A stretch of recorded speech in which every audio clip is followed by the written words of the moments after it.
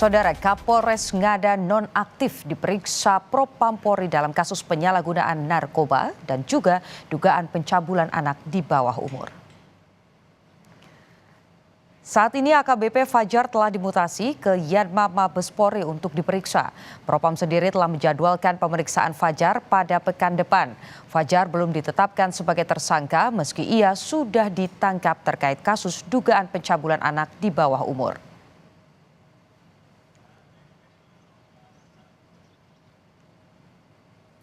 Sementara itu dari Dinas Pemberdayaan Perempuan dan Perlindungan Anak Kota Kupang menyebut para korban Kapolres Ngada nonaktif mendapat pendampingan. Sedangkan Ketua Lembaga Perlindungan Anak Provinsi NTT meminta polisi juga mengarahkan kasus ini pada dugaan perdagangan manusia yang terjadi pada para korban Kapolres Ngada nonaktif. Kepala Dinas P3A Kota Kupang Imelda Manafe menyebut bahwa para korban kasus Kapolres Ngada nonaktif sudah mendapat pendampingan dari pemerintah kota. Terdapat 3 korban yang keseluruhannya adalah anak-anak saudara.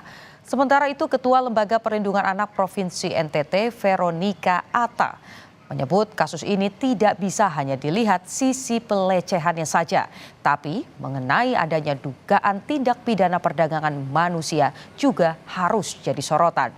Dia mendesak agar hukum kebiri atau hukuman kebiri diberlakukan pada pelaku.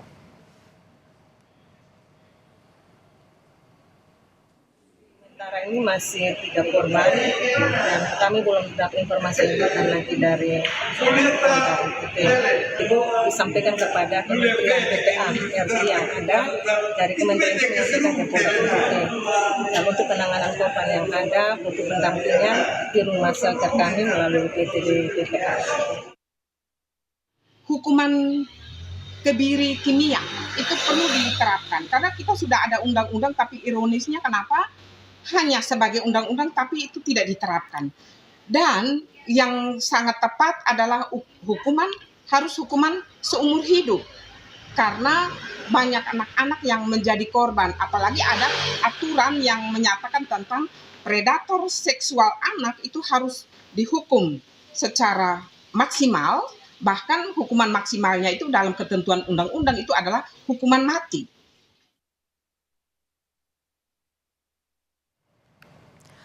Saudara, polisi menyebut kasus pembunuhan ibu dan anak yang jenazahnya ditemukan di penampungan air di Tambora, Jakarta Barat berawal dari masalah hutang pihutang. Sebelumnya, saudara, sebelum kita beralih ke informasi yang lain, kita akan mengupdate informasi terkini terkait dengan dugaan kasus pencabulan anak di bawah umur yang menyeret nama Kapolres Ngada nonaktif.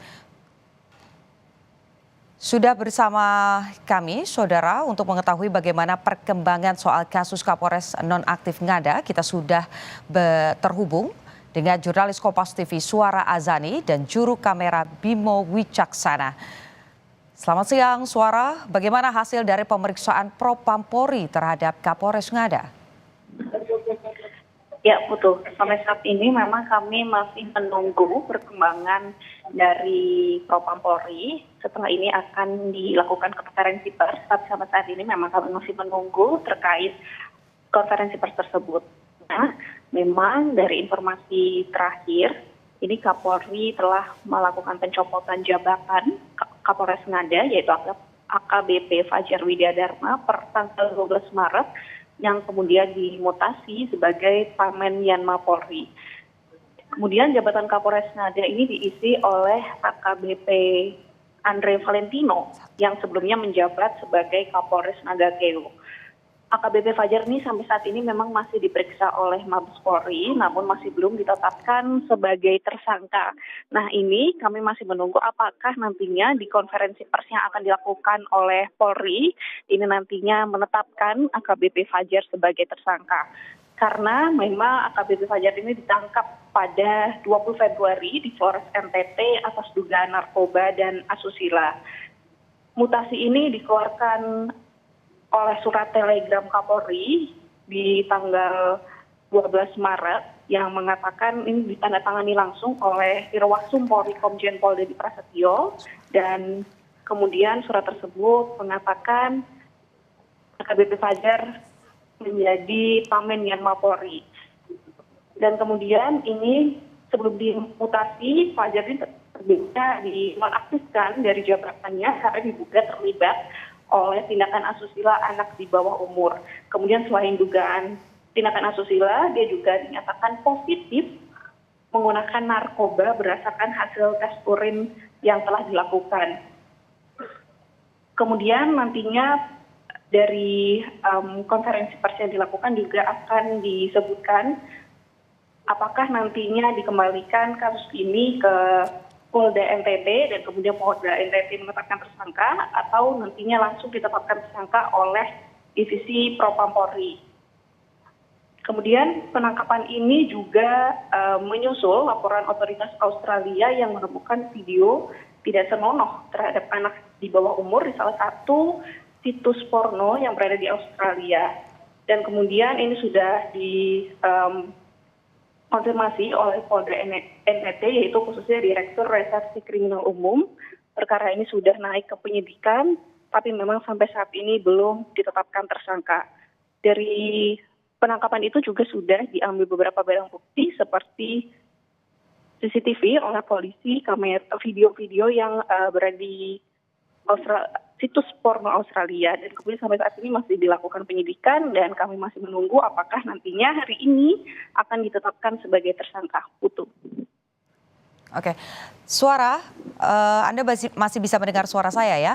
Tadi saya mau memastikan kepada Anda apakah kemudian sudah ada informasinya konferensi pers ini tepatnya akan dimulai pada pukul berapa, kemudian siapa saja juga yang nanti akan menyampaikan konferensi pers, dan bisa Anda konfirmasi sebetulnya di mana keberadaan dari Kapolres nonaktif Ngada ini sebetulnya, suara? Betul. Jadwal konferensi pers yang dilakukan oleh Divisi Humas Polri ini sebetulnya dilakukan pukul 1 siang tadi, tapi sampai saat ini pukul 3 lewat masih belum ada tanda-tanda akan dimulai, dan memang nanti konferensi pers akan dilakukan oleh Divisi Humas Polri, khususnya nanti kami belum mendapatkan informasi siapa yang akan berbicara, dan nantinya informasi tersangka Kapolres Ngada ini akan ikut berada di dalam konferensi pers, dan tepatnya memang saat ini keberadaan Kapolres Ngada berada di Mabes Polri untuk dilakukan pemeriksaan oleh Divisi Propam Polri. Oke, berarti kita masih akan terus menanti bagaimana konferensi pers atau pernyataan resmi dari Polri terkait dengan kasus dugaan adanya pelecehan anak di bawah umur yang melibatkan nama mantan Kapolres Ngada. Terima kasih Suara Azani, jurnalis Kompas TV, dan juga Bimo Wicaksana yang melaporkan secara langsung dari Mabes Polri.